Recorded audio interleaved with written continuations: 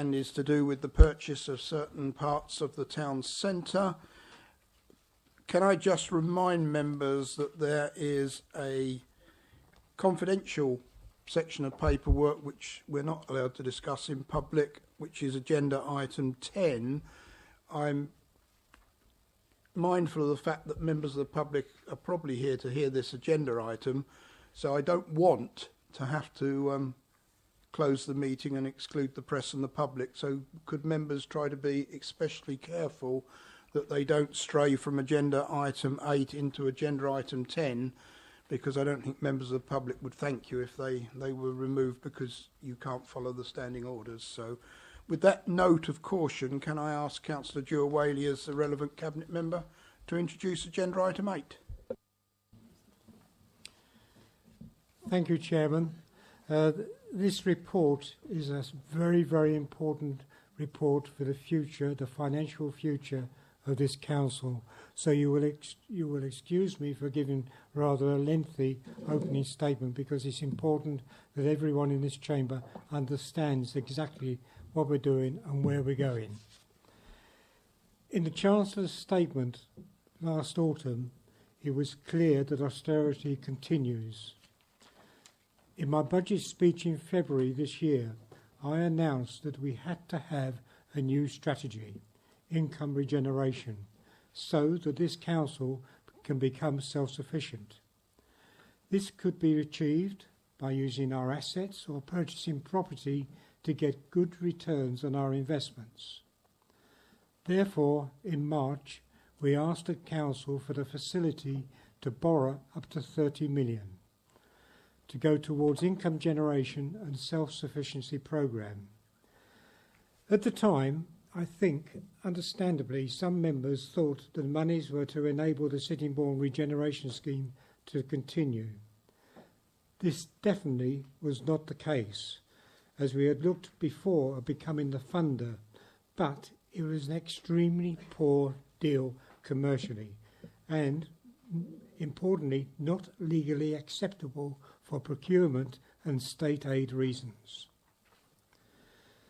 Since 2010, Swale Borough Council has seen the government grant fall by 84%, from £12 million to £2 million. By the year 2020, it will be zero. Business rates will give us an estimated 6.5 million, but it is subject to appeals. During this period, we have managed to increase reserves, and that provides an income, but the interest we receive is very low, 0.63%. To offset this problem, many local authorities are investing in properties in their local area, and in Kent, it's happening in Canterbury, Maidstone, Medway, Ashford, Sevenoaks. There's been an extensive press coverage of income generation initiatives, including recently our neighbour Canterbury City Council. They're borrowing 79 million to purchase half the Whitefriars shopping centre. And Swale Borough Council, if you don't know where that is, that's in Staines in Surrey. They are borrowing £360 million for a sale and leaseback property transaction with British Petroleum. There are many, many other councils throughout the country and county doing this. As we set out in the Cabinet report before you, we are taking on this Sittingbourne regeneration project for financial return, and the costs of borrowing will be financed by the rental income paid by the tenants, not by, I emphasise, by the local council taxpayer. We have always been clear about the viability of the regeneration scheme, that it was marginal due to the economic conditions we find ourselves in nationally, and in particular the market conditions here in Sittingbourne. It is because of this that we have worked hard to put solutions in place to reduce the marginal nature of the scheme. These include successfully applying for the South Eastern Local Enterprise Partnership monies, allocating council funding to the public realm elements, and working with the developers to reduce their target operating margin. In early autumn, sufficient progress had been made by Spirit of Sittingbourne on lettings that they were in a position to approach the funding market. At that point, the interim director of regeneration, supported by other officers, held discussions around the council becoming the funder and the beneficial owner of the asset on completion. So the council's approach preempted the Spirit of Sittingbourne approaching the funding market. The project is shown to be a good financial investment for the council, as ratified by independent, and emphasise the word independent, external financial consultants. As the cash flows in the cabinet paper shows, this project delivers after debt charge costs an average surplus of £1 million per annum over the project life. That is 7.8%. We believe the assumptions underlying this are prudent ones. This is an extremely good return, well beyond what the council is able to earn from its current financial investments. Therefore, the investment will not place a huge burden on the council, but instead generate a net income for the council as government funding continues to reduce. It's a safe way of safeguarding the important public services that we provide to our residents. I most certainly don't want to be in this position where we cannot provide our services and we have to cut back on those services. We have fought throughout the recession to retain services and improve those services, and I don't want to go backwards. This decision before you is a commercial one, which represents a very excellent opportunity for the council. We have sought robust, independent commercial and legal advice which supports this. Given the investment will provide solid commercial gains, and with that the delivery of a significant regeneration scheme for Sittingbourne, we will continue in those circumstances to look at further commercial investments and investigating whether we can get better returns on our assets. Frankly, we cannot expect others to invest in our borough if we are not committed ourselves. To me, this investment can only be seen as a good thing for the council and our residents, and importantly, goes an awful long way to become self-sufficient and maintaining the services that our residents desire for the future. Thank you, Chairman. I would at this point propose the recommendations. 1, to approve the funding and acquiring of the leisure and big box retail development in Sittingbourne. 2, approve the borrowing up to £28 million in line with the council decision of the 16th of March. 3, approve the investment of up to £2.2 million in highways related infrastructure for the Sittingbourne Town Centre. 4, approve the funding up to £500,000 to underwrite unconditional pre-works demolition costs, which will be funded from the South East Local Enterprise Partnership funding. If the development agreement does not go unconditional, the council will be required to repay the funding to the South East London Local Enterprise Partnership. 5, delegate to the Head of Finance, in consultation with the Leader and Cabinet Member for Finance and Performance, the final decisions on the amount of borrowing within the limit set. Other financing and release of the funds for highway works and demolition costs. 6, delegate to the Head of Finance, in consultation with the Leader and Cabinet Member for Finance and Performance, the final terms of agreement. Thank you, Chairman. Thank you, Councillor Dewar-Whaley. Seconded from the Chair. Reserve my right to speak. We do have a large number of visiting members who've asked to speak. I had asked the opposition parties if they could restrict themselves to one speaker each, but bearing in mind that we've made good progress this evening, that this is an important item and that people have come along to listen, so I will be slightly more indulgent, but I've got a list in front of me, so bear with me, and the first person I'd got was Councillor Baldock. Thank you, Chairman. Quite a major undertaking. Firstly, I think it's important to say that as a council there is no mandate for this. Just as you pushed for modifications to the local plan through without any public consultation, you are now planning to put the people of Swale into potential debt to the tune of some £28 million.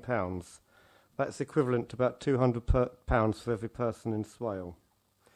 To have any moral legitimacy for this action, I would urge this council to enter into a full consultation with the people of Swale. Let the people you are elected to serve have a voice on this decision. This isn't a short-term decision. This is a decision that will have ramifications for years to come. Decades, in fact. Ask the people if they support this level of borrowing, and then ask if what you plan to spend it on reflects their priorities. If they want you to borrow 28 million, do they want you to spend it on a cinema, on a hotel? Or maybe there's other things that they think would be better to spend that sort of borrowed money on. Possibly some people might think we could have sorted out the lower road on the Isle of Sheppey a lot quicker for a fraction of that money. And if you're determined to take this route, consider whether or not it would be advisable for the council to be doing the building of the housing. The housing has a potential huge profit to it. That's why the private sector is interested in it. That's an area that we should be looking at and saying, why aren't we doing that? We can keep some for council housing, sell the rest, and plough the profits that we get from that into some of the public funding of the more commercial aspects. That would be a safer and less riskier route than what we are proposing at the moment. We've heard that other councils are doing similar things. They're not that similar. Canterbury is borrowing 79 million for half of the Whitefriars shopping centre. That's half of the shopping centre. Half of a existing and successful established business. Half a minute. A lot less speculative than our attempts. And I think we're talking about a £2.1 million return a year if we get everything rented out and if everything is taken up. That's still 15 years before we recoup the original outlay. I'm going to run out of time, so I'm just urging you, consult with the public.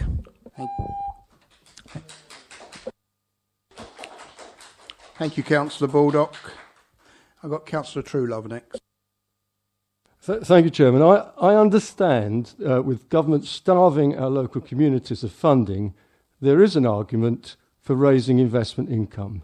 But this proposed borrowing in terms of risk goes way beyond Sevenoaks taking on an existing petrol station or Canterbury buying into a well-established and plainly viable retail centre. Now, everyone in this chamber knows that the development partners have struggled to make this a viable investment, and that's why we've had such a long delay. And why is it? It's because it isn't viable, or at least it's a very risky investment without the promised return that Councillor Giawali talks about. It's impossible not to conclude that the drive to take on this loan is not about investment, but more realistically, it is a last-ditch move to avoid the reputational risk of admitting that this has always been a flawed scheme. We all know too that the securing of a cinema operator was fraught with delays and frustration. Despite frequent press reports about a major operator coming to town, no major operator wanted to take on a multi-screen cinema where there was so little evidence of local demand. There was light at the end of the tunnel, and they may succeed. But in the course of time, if it transpires that there is insufficient market, the council will have nowhere else to go.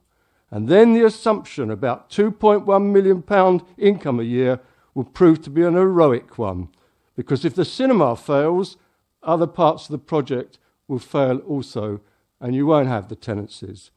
Councillor Jewett-Wally has spoken about being able to sell parts of these properties at some future date. Really? And what kind of capital receipt would you expect to receive from properties that have proven not to be commercially viable? But there is, as Councillor Baldock mentions, there is one part of this phase 1 project that is more secure than the rest. That's the housing property, where the property value will certainly be sustained and probably increased. And that, of course, is outside the council's investment portfolio. How have you got to this situation where the developers get the housing while the council, which is not exactly expert in property management, Half a minute. takes on the greater property risk and also funds the multi-storey and the 2.2 million of the highway costs? How can you justify the use of reserves and borrowing when you've never been prepared to do that for the local community, as, for example, with children's play areas? Now, two footnotes, please. I don't think this is an adequate process, just this meeting, to determine the decision on this, and therefore we will be taking this to scrutiny. We will be calling this into scrutiny, the Labour group plus one independent member.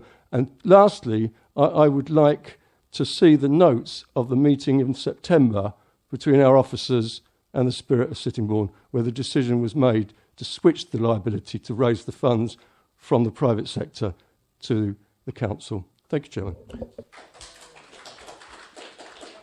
Thank you, Councillor Truelove. I got Councillor Mike Whiting next. Thank you, Chairman.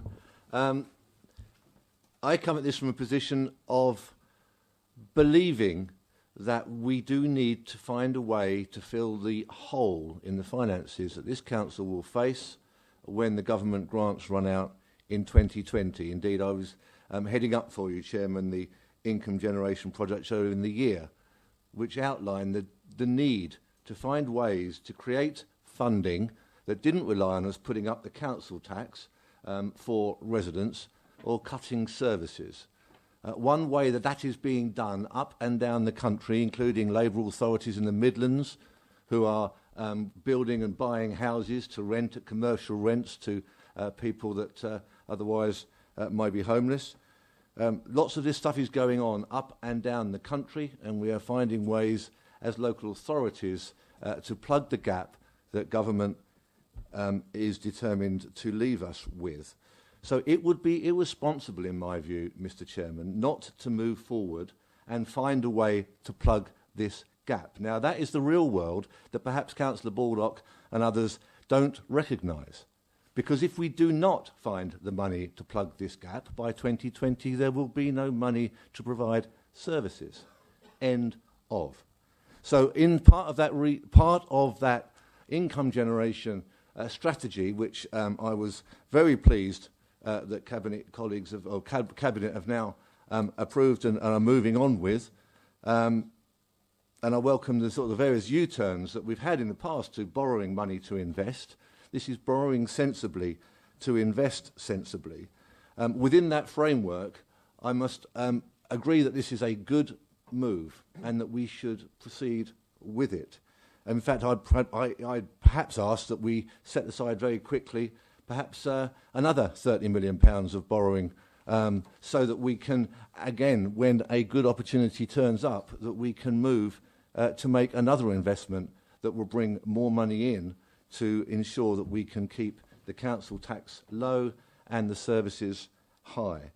So I think there are hidden investment. There are obviously, I mean, this is everything should be done on a case-by-case basis. I think the borrow to invest framework is a good one, but every case must be looked at and the due diligence must be done. And that's really leader down to yourselves and your officers and cabinet members to ensure that that is done and to satisfy everyone that it has been done, because it's very important that we don't leave ourselves with a massive millstone around our neck. But if we are to believe what we are told, and I have no reason not to, these incomes are guaranteed for a number of years and therefore the profits are guaranteed for a number of years. And if that's the case, then we should move ahead.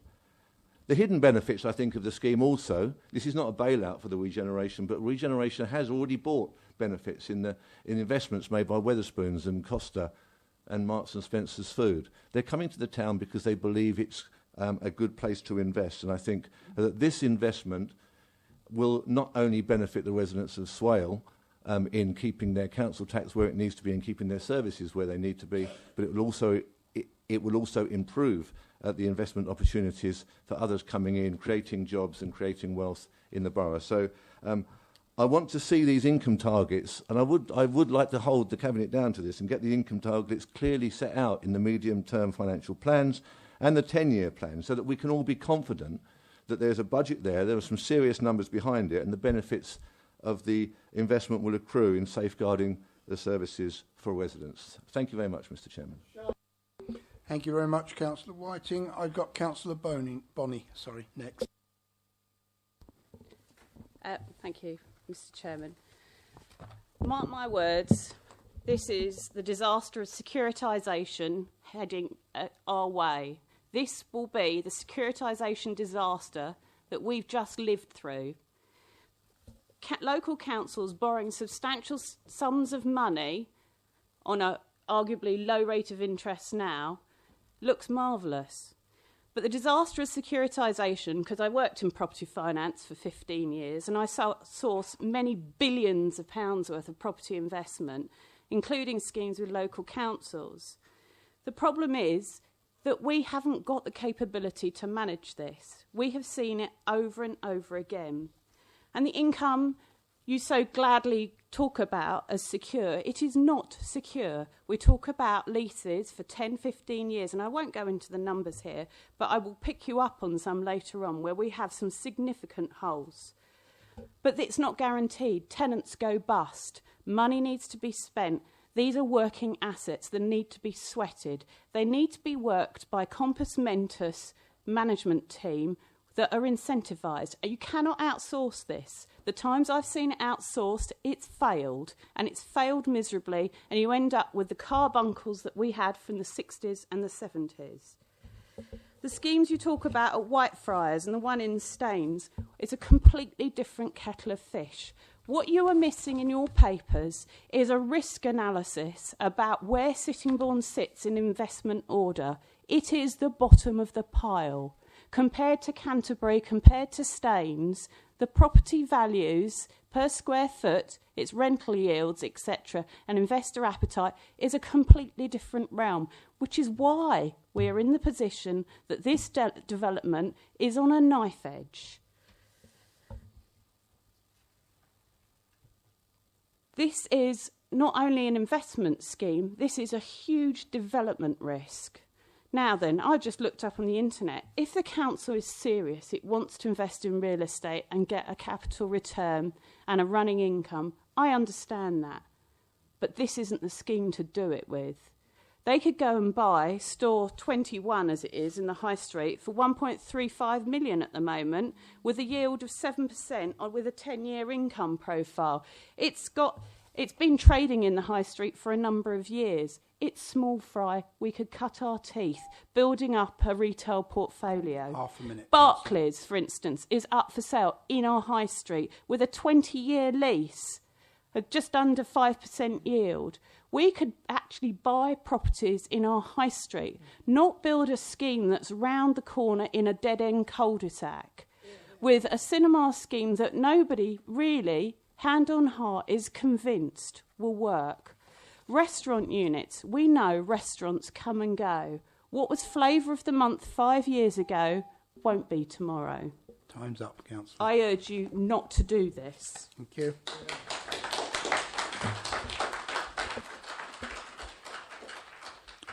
I have Councillor Whelan next. Thank you, Chair. Right from the beginning, it was being proposed that the car parks be the council contribution to this scheme, and it is effectively given away so that that could then help fund the other parts of the scheme, the cinema and the shops, etc. Now that that is not so, are we still giving the car parks away? And if not, how much are we getting for them? Will it cover the 3 million that we've had to provide to build the multi-storey to replace those car parking spaces? Those are two questions. And further, when it comes to investment, things to invest in at the moment is housing. Now, we've been asking every year in the budget process to have more houses for council use, for housing the homeless, with over 100 people in temporary accommodation. There's a desperate need, and it would also made us money, which is what officers are well aware of and gave us the details a year or two ago.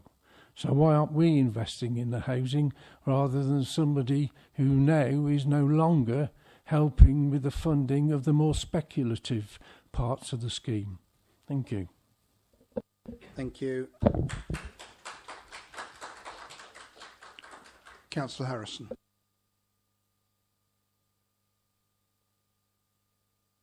Thank you, Mr. Chairman. As you know, I've been here a number of years, and I don't like repeating what other people have said. The points that I wanted to raise were the car parks and housing, and actually investing in something where you know you're going to make some money. So I'm not going to waste your time repeating everything. Thanks.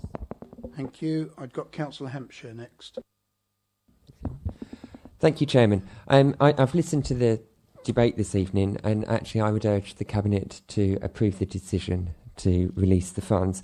It's been well reported that at a previous council meeting we had agreement to fund positive net return projects up to a facility of 30 million. We're now drawing down on that previous agreement.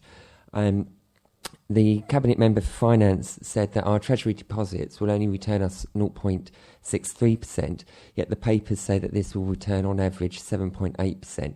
You can't get that in a deposit account. To me, it carries very little risk. The big risk will be not to let the regeneration happen. It's actually about delivering not just financial returns to this council to protect the services that the residents of this borough rely upon, and indeed ensure the lowest possible rate of council tax to residents, but also about creating more jobs, increasing retail spend within our town, and not having it leaking out to other areas such as Canterbury. I accept that Canterbury is in a very fortunate position at the moment, but we too can be, and we would be foolish to miss the opportunity that we're being presented with. As we talk about risk and that, we have actually mitigated some of the risks in that I understand that some of the costs of the construction are all fixed. Indeed, the loan borrowing itself is fixed. And you don't necessarily have to draw down the full amount of money in the first year. So there are means in which actually the returns can be greater in some of the years than are being talked about and projected within the Cabinet papers. So I personally feel that we would be foolish, as I said, to miss this bold opportunity. And I listen to what the Leader of the Opposition says about us having no mandate. Actually, this authority does have a mandate in that the Conservatives went on to protect council services, deliver value for money, and also deliver the regeneration. That is what this decision does. And quite frankly, when the Leader of the Opposition doesn't know what an even direct debit is, on what basis does he know the contents of this document? Thank you, Councillor. I got Councillor Mike Henderson next.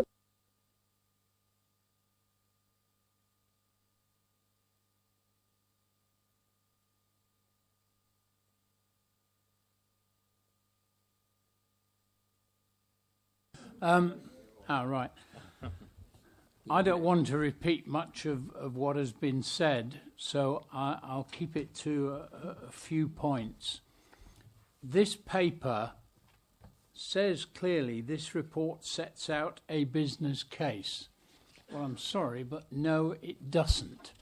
It does not look seriously at risk, and there are substantial risks. I'd rather see them discussed elsewhere than here.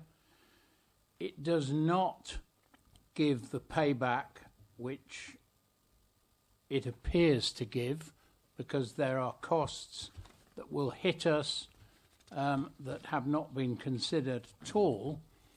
And has anybody looked at the point that we invest in this for 50 years, and at the end of 50 years, we've got a certain amount of income. I don't think it's as much as we say, but we'll still owe £28 million. Now, that's not a commercial investment. I've worked in the commercial field for a lot of years, and the commercial field looks for a payback, and we're not going to get it on this. I think the other point, which is important, and it has been mentioned, we're looking to borrow 28 million, but by the time we've done the other things, including the car park and the roads, we'll have spent nearly another 8 million on top of that, without really getting any additional return at all. And I would simply say that I think we should not be making a decision on the basis of what is in front of us.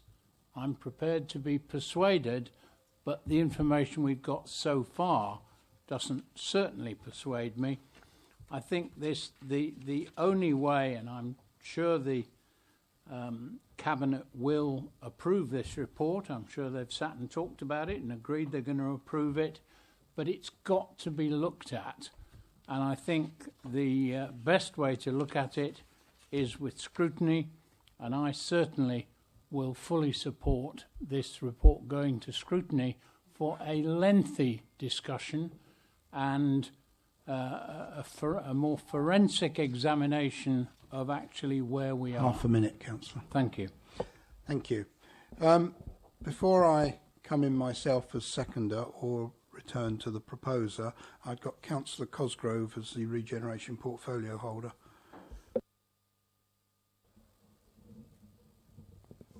Thank you, Chairman. Having in a former relatively unsuccessful life been the portfolio holder for finance and seen reserves disappear at a rate of knots, unlike my far richer colleague across the table, I think there are five things really. First of all, nobody, not one of the opposition has questioned or queried the view that this council is moving on a trajectory where it actually will lose potential income because of loss of government grant. Yeah, that's we are all agreed about that. So the question is, well, how do you replace that, or what do you do, and what options are there? And there are two options, as has been said. You either try and replace it, or you actually reduce the activity we have. Some other councillors have said, well, actually, this is a poor investment. So the option might be, should we invest in Cambridge? Yeah, and how would our residents feel if we invested in Cambridge rather than Sittingbourne or Swale? Well, one has a view about that. Other councillors have said, well, what about alternative investments? And I think I'm very grateful for Councillor Bonney for actually suggesting a couple, because given Councillor Whiting's suggestion that we borrow more, these may well be on an additional list. So I think that's quite good. And in terms of housing, yes, you know, I mean, we are awash with planning permissions for housing, but actually to actually get round the virtuous circle of actually investing in housing, we have to make a return. So that will require us to actually create an economic rent for those houses we might have bought, which may not be as sufficient or as acceptable as the 7% or so which is offered in this scheme. The other thing about this, I think, not wanting to actually stray into the blue paper, but just talking about personalities, that the Cabinet Member for Finance's head of finance has got a statutory responsibility. So in terms of actually undertaking his statutory responsibility, he's got to put forward a scheme in collaboration with his cabinet member, which is actually absolutely correct and is foolproof. And in terms of that responsibility, I think we have to think about what are the options, what are the ideas, and how could a finance team undertake this activity which gives certainly a degree of risk. But then finally, I would remind everybody in the chamber tonight that the incoming President of the United States has apparently, in terms of his policies, decided to invest in infrastructure. Perhaps that's a lesson for us across the pond. Thank you, Chairman. Thank you, Councillor Cosgrove. Members, please. Councillor Lewin. Thank you, Chairman. It's important that I state briefly how I think about this. And it repeats what has already been said, but it is that this is a response to changes in local government funding to all local authorities. And therefore this seeks to provide this council with an income stream to enable it to continue to deliver services to its residents. I think that's why I think this is a good project. Most of the questions that have already been raised, I think, have got answers to them, but I'll leave that for others. I would like, just to make one point though, Chairman, Councillor Baldock tried to do a headline grab earlier when he claimed that modifications to the local plan were being pushed through without consultation. I absolutely rebut that, and the officers clearly have complied with all regulation, as far as I'm aware, that deals with modifications to the local plan.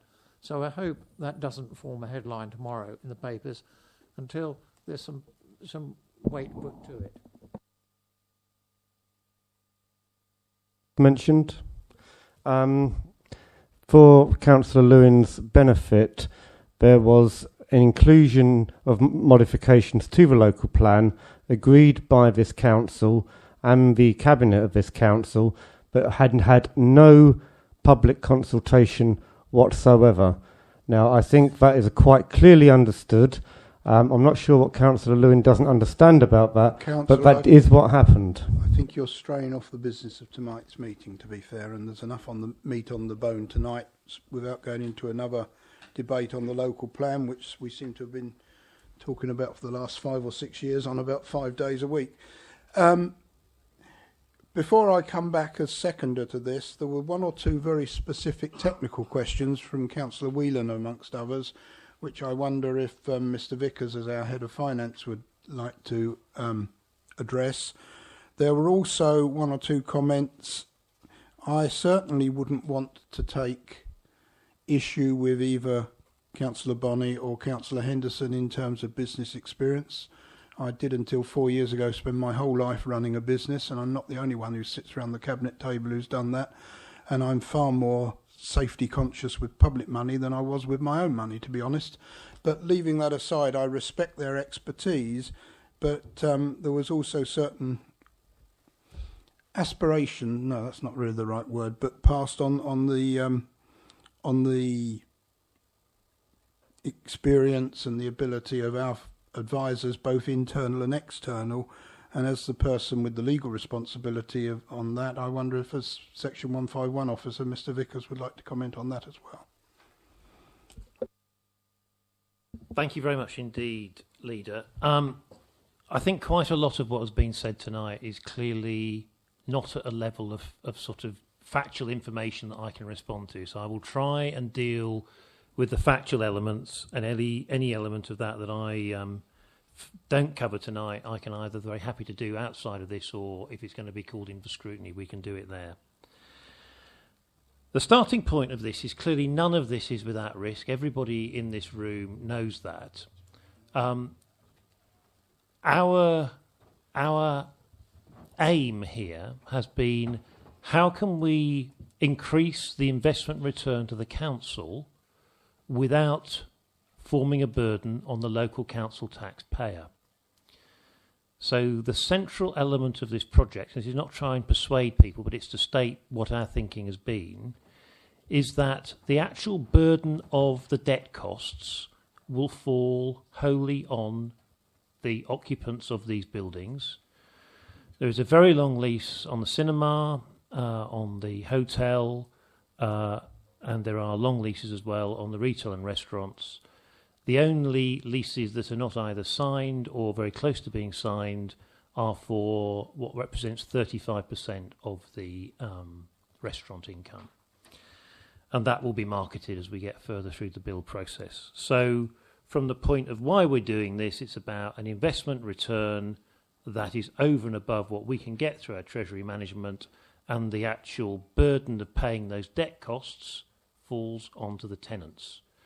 The very sad fact is that most of the other options that have been talked about today, such as housing, we haven't actually got anything to pay those debt costs other than the council tax, and we haven't got scope within our budget to pay that. So that's our rationale for doing this.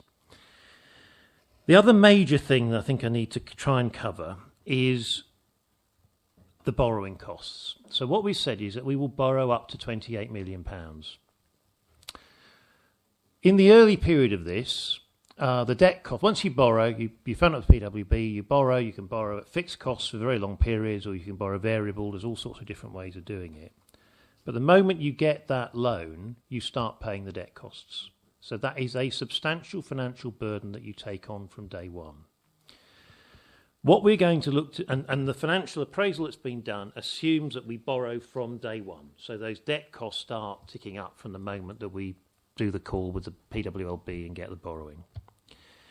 What we're actually going to try and do over the next couple of years is to avoid borrowing long-term as much as possible, and we only start looking into long-term loans, which may or may not include repayment of principal, and I'll come back to that in a moment, when we've actually got the rental income coming in. And I can't go into the details of all the leases here because they're commercially sensitive, but there are different rent-free periods. So our flow of incomes, which are all reflected in the model, obviously start at different times.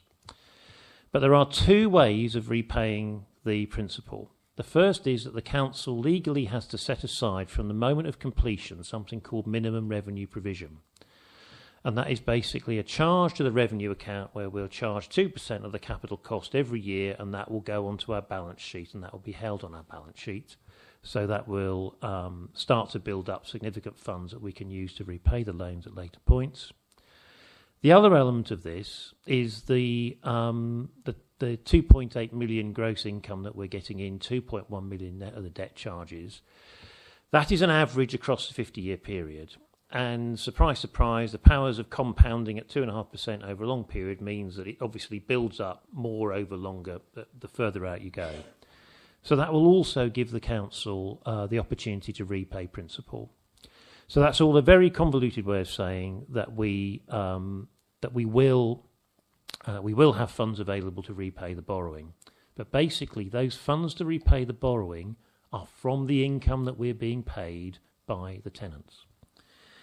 The only other, what I will try and call technical issues, are extremely good issues that Councillor Bonney raises, and I'm fully aware of the professional background of Councillor Bonney, and I would not challenge any of the comments that she's made in any way about how we have to get the property management of this right.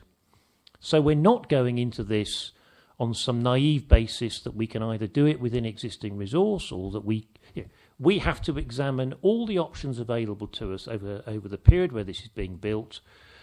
We built into the financial model £150,000 a year to pay for an external manager to do this. So it's things like that. This project didn't exist 2.5 months ago. If Cabinet agree it tonight, and if then subsequently after scrutiny it was also agreed, there are masses of issues that we have to address here. But we're not doing this like in a very overexcited way. We are doing this calmly and rationally for the financial benefits that it will bring back to the council, which Councillor Dewar-Whaley has set out. So probably I ought to stop there. I'm sure when we get into scrutiny, there will be a lot more detailed questions, and we'll try and pick those off as each member asks those questions, and we will do our very, very best to answer you on those factual questions. Thank you, Leader. Right. I'll indulge Councillor Horton as a member of the Cabinet by letting him come back at the end of the debate. Thank you very much, Chairman. It was specifically because Mr Vickers was speaking. Can he just clarify for me that nothing in any of these figures takes into account income and council tax and rent and, rate income that would generate from this acquisition once it's up and running? Thank you, Councillor Horton. I can absolutely guarantee 100% that none of those revenue streams have been taken into account. And also, we couldn't do it directly anyway, but the general economic multiplier effect that this could, and I emphasise could, because there will be differing views in this room about those economic benefits, none of that has been taken into account. Thank you very much. Thank you. Before I come in, Mr Carr, as Chief Executive, wanted to speak. Thank you, Leader. So clearly I'll leave the financial technicalities to Mr Vickers, and no doubt things will be picked up at scrutiny. But I wanted to make two points. So the first one is to be really clear about the decision and the content of the papers that is in front of us. This is a paper about the financing and acquisition of a particular set of assets. It is not a paper about the wider spirit of Sittingbourne scheme. Therefore, discussions about the housing element of the scheme are not part of this paper and will not be the subject of discussion at scrutiny because it's not part of this paper, let alone buying any other housing in the borough or financing any other housing in the borough. So let's be really clear that that's the case should the paper be proposed for calling by scrutiny and that is accepted by the proper officer. The second point I'd like to make, and I know this is going to be controversial, but I'm going to make it anyway. It is financially illiterate and, in my view, democratically irresponsible for members in front of the public and the press to suggest it is a good idea to borrow to invest in roads and play equipment that do not generate income. It is unacceptable to borrow to invest in non-revenue generating assets. We invest in revenue generating assets that generates a net revenue stream that can then be invested itself in services or other local assets. To invest 28 million or any amount of million in an asset that does not generate income would be foolhardy and foolish. Now, I know all sorts of members are indicating they want to come back. I do not intend to let any member come back. I originally said I would take one speaker from each opposition party. I've relented and taken every opposition speaker who's wanted to speak. But the fact is that I've now got a list of people who've already spoken that want to speak again. I don't intend to allow that because there is plenty of opportunities when this goes to scrutiny and then when scrutiny's report comes back for final decision. I will make a few comments myself as... With respect, if members have been called economic illiterate, but, Chief Executive, have we not got the right to ask what he meant? Mr Truelove, you can ask, but not in this meeting. You can ask outside of this meeting. Mr Truelove. Well, that may be a matter of standard, sir. Well, can I be absolutely on the record? I did not call anybody economically illiterate. I call... Members of the public, you've been very, very good tonight, and this meeting is a matter of record. Every word that has been said is on record. Look at the record. I said that a suggestion that had been made was economically illiterate. I did not mention an individual or ascribe that to an individual. I think you said what you should. I think that is a matter... I am very happy to defend what I said, Councillor Drew. I agree, but not in this forum. We have our business to conduct this evening. If you wish to take that up with the Chief Executive, that is your right, as indeed it's the right of any member, but not in the middle of this meeting. I haven't yet spoken. I was the seconder of the original motion. I do have a few points to make. One or two of the suggestions that have come forward, I think, were based on a degree of lack of knowledge. I think it's unfortunate because our officers, and I particularly pay attention to Emma Wiggins and Mr. Cara and Mr. Vickers, Mr. Binney, have made themselves available to talk to particularly the leaders of the opposition parties. I think it's unfortunate that some of the comments that came out tonight could have been solved at those briefing sessions. I think it's a pity that not all the opposition leaders choose to take those opportunities to attend. And I think it's to their detriment and to the detriment of the debate tonight that they don't do so. As far as the housing is concerned, we have already commissioned a report from Mrs. Amber Christew and Mr. Cara on terms of housing. That will be coming forward in due course. But I have not seen a scheme to invest in housing, which I'd be more than willing to do, but I have not seen a scheme to invest in housing that will give a 7.5–8% return. We cannot, in a day that our ordinary monies from central government through the revenue support grant is coming to an end, we cannot continue to spend money on issues that don't have a return, because that will only hasten and bring forward the day when we have to stop delivering all services to the residents of this borough. So we have to look at everything on a cost-benefit ratio. Risk, I think we've already addressed. Mr. Vickers has dealt with that adequately, and it, I'm sure, will come up again. I would just say that I do get slightly... It's the role of opposition to scrutinise and to question. And if I was in opposition, I'd be doing the same thing. So I welcome your comments. I welcome your questions. I wish you could do it without occasions appearing to talk down this borough and its residents. I was born in this borough, as you all know. I've lived the whole of my life in this borough. I've run a business in this borough my whole life. My son lives in this town. I actually have faith in this borough and its residents. And to say that this borough can't improve, that it's always going to be at the bottom, that it's going to be at the bottom of the queue, that bluntly, that my residents don't deserve this standard is wrong.